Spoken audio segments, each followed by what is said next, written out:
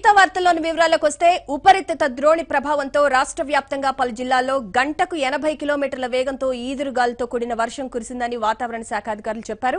మరో 24 గంటల్లో ద్రోణి వాయుగుండంగా మారడంతో తెలుగు రాష్ట్రాల్లో పలు జిల్లాల్లో ఉరుములు మెరుపులు ఓ మోస్తరు వర్షాలు పడనున్నాయని చెప్పారు. మరిన్ని అప్డేట్స్ ను మా హైదరాబాద్ వాతావరణ శాఖ డైరెక్టర్ నాగరత్నతో మా ప్రతినిధి నుమాన్ ఫేస్ టు ఫేస్ లో అందిస్తారు. తెలంగాణ ఆంధ్రప్రదేశ్లో నిన్న కొంతవరకు వర్షపాతం నమోదైంది. అదేవిధంగా చూసుకున్నట్టయితే ముఖ్యంగా హైదరాబాద్ నగరంలో ఈదురుగాలతో కూడినటువంటి వర్షపాతం నమోదైంది. మరి ఇదే ఎన్ని రోజుల పాటు కొనసాగుతుంది, అసలు ఈ ప్రభావం ఏమైనా ఉందా, ఇలాంటి వివరాలు అందించడానికి మనతో పాటు హైదరాబాద్ వాతావరణ శాఖ డైరెక్టర్ నాగరత్న గారు ఉన్నారు. వారితో మాట్లాడదాం. మేడం చెప్పండి, నిన్న ముఖ్యంగా హైదరాబాద్లో చూసుకుంటే దాదాపు 50-60 కిలోమీటర్ల వేగంతో ఈదురుగాలు వచ్చాయి. దానికి కారణం ఏంటి? ఈ ప్రభావం మళ్ళీ ఏమైనా కొనసాగే అవకాశం ఉందా?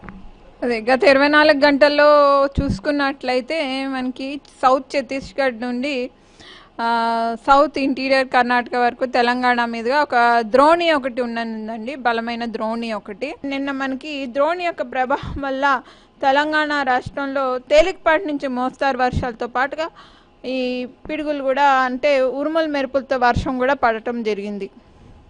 అంటే ఈ ప్రభావం మరి కొనసాగే అవకాశం ఉందా మేడం? దీని ద్రోణి ప్రభావం ఇంకెలా ఉంటుంది, ఎలా ఉండబోతుంది? ఈ ద్రోణి యొక్క ప్రభావం మనకి ఇప్పుడు ప్రస్తుతం బలహీన పడుతోంది, కానీ సాయంత్రం పూటకు కానీ రాత్రికి కానీ తేలికపాటిగా మనకి 1-2 చోట్ల జల్లులు పడే అవకాశాలు ఉన్నాయి. అట్లాగే మనకి ఉరుములు మెరుపులు కూడా ఉండే అవకాశాలు కొన్ని చోట్ల ఉన్నాయి తెలంగాణలోని. అట్లాగే కోస్తా ఆంధ్ర జిల్లాల్లో కూడా రాబోయే 2-3 రోజుల వరకు కూడా మనకి తేలికపాటి నుంచి మోస్తారు వర్షాలతో పాటు మనకి ఉరుములు మెరుపులు, అట్లాగే ఈ పిడుగు అనేది కూడా వేగవంతమైన గాలులతో కూడా ఉండే అవకాశం ఉంది. అట్లాగే రాయలసీమ ప్రాంతంలో కూడా 24 గంటల వరకు కూడా మనకి ఈ తేలికపాటి నుంచి మోస్తారు వర్షాలు పడే అవకాశాలు ఎక్కువగా కనిపిస్తున్నాయి. అంటే మేడం, ఈ మధ్యకాలం చూసుకున్నట్లయితే ఒక వారం 10 రోజుల నుంచి ఉదయం పూట తీవ్రమైనటువంటి ఒక్కపోత ఎండ ఉండడం, ఈవినింగ్ టైం చూసుకుంటే ఎదురుగాలు, దీనికి కారణం ఏంటంటారు ఇంతలా చేంజెస్? యాక్చువల్లీ మనకి సమ్మర్ సీజన్లో హాట్గా ఉంటుందండి వెదరు. దానివల్ల ఏమవుతుందంటే ఎప్పుడైతే తేమ దానికి అనుకూలిస్తుందో అప్పుడు ఈ పార్టికల్స్ అన్నీ కూడా లైట్గా ఉండటం వల్ల పైకి అలాగ వేపర్ అయ్యి అట్లాగా గాలిలోకి వెళ్తూ ఉండటం వల్ల ఇవన్నీ కూడా ఎక్కువగా ఉంటే కనుక ఈ తేమ శాతం ఇవి మనకి ఒక చిన్న క్లౌడ్గా ఫామ్ అయ్యి తర్వాత ఒక పెద్ద నల్లటి కారు మబ్బులాగా క్యూములో నింబస్ క్లౌడ్ అనేది ఫామ్ అవుతూ జరుగుతుంది.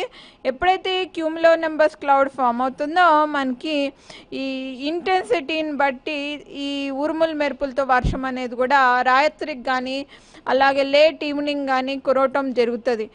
మేడం, ముఖ్యంగా చూసుకుంటే నిన్న పడినటువంటి వర్షపాతంలో మన హైదరాబాద్ నగరంలో ఎక్కడ ఎక్కువ అత్యధిక వర్షపాతం నమోదైంది? హైదరాబాద్లో చూసుకున్నట్లయితే on the whole 18 millimetres rainfall అనేది హైదరాబాద్లో ఒక చోట నమోదవటం జరిగింది. అట్లాగే 15 మిల్లీమీటర్ల వర్షం కూడా నమోదవటం జరిగింది. అట్లాగే మన తెలంగాణ ప్రాంతంలో చూసుకుంటే మనకి నల్గొండలో 2 సెంటీమీటర్లు, రాజన్న సిరిసిల్ల గంభీరావుపేటలో 2 సెంటీమీటర్ల దాకా కూడా వర్షం అనేది నమోదవటం జరిగింది. బేగంపేట ఎయిర్పోర్ట్ ఆ ప్రాంతంలో చూసుకుంటే కనుక మనకి 3.1 మిల్లీమీటర్ల వరకు కూడా వర్షం నమోదవటం జరిగింది. ద్రోణి ప్రభావంతోనే హైదరాబాద్ నగరంతో పాటు తెలంగాణలో పలు జిల్లాల్లో వర్షపాతం నమోదైందని, అది ఇప్పుడు బలహీనపడడం వల్ల అక్కడక్కడ తేలికపాటి వర్షాలు మాత్రమే ఉంటాయని, ఇక ఉష్ణోగ్రతలు సాధారణంగా నమోదవుతాయని హైదరాబాద్ బేగంపేట వాతావరణ శాఖ అధికారి నాగరత్న గారు చెప్పడం జరుగుతుంది. వీడియో జర్నలిస్ట్ జహాంగీర్తో కలిసి నుమాన్, ఏబీఎన్ ఆంధ్రజ్యోతి, హైదరాబాద్.